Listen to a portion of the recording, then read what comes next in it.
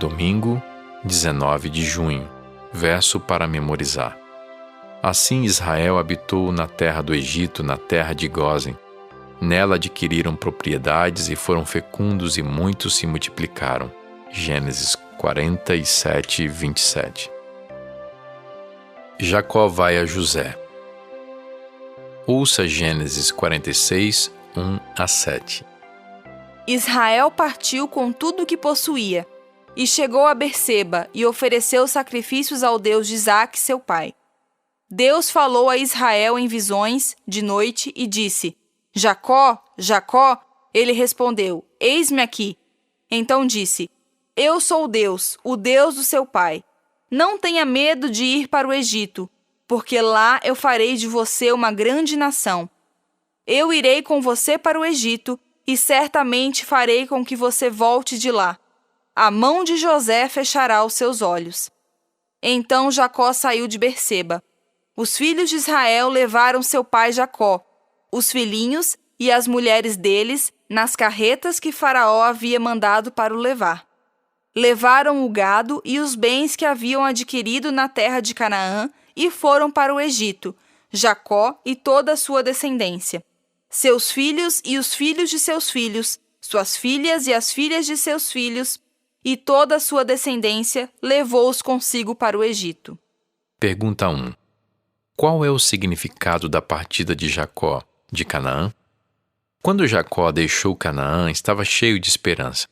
A certeza de que não sentiria mais fome e as boas novas de que José estava vivo devem ter dado a ele o impulso de que precisava para deixar a terra prometida. Sua partida relembra a experiência de Abraão, embora, nesse caso, ele estivesse indo para a terra prometida. Jacó ouviu a mesma promessa que Abraão ouviu de Deus, a saber, que ele o tornaria uma grande nação. O chamado divino, nesse caso, também é uma reminiscência da aliança de Deus com Abraão. Em ambas as ocasiões, ele usou as mesmas palavras tranquilizadoras, não tenha medo, que trazem a promessa de um futuro glorioso. A lista abrangente dos nomes dos filhos de Israel que foram para o Egito, incluindo suas filhas, lembra a promessa divina de fecundidade a Abraão, mesmo quando ele ainda não tinha filhos. O número 70, incluindo Jacó, José e seus 2 filhos, expressa a ideia de totalidade. Refere-se a todo o Israel que foi para o Egito. Também é significativo que o número 70 corresponda ao número de nações, sugerindo que o destino de todas elas também estava em jogo na jornada de Jacó. Essa verdade só se tornaria mais evidente muitos anos depois, após a cruz e a revelação mais completa do plano da salvação que, é claro, foi para toda a humanidade em todos os lugares e não apenas para os filhos de Abraão.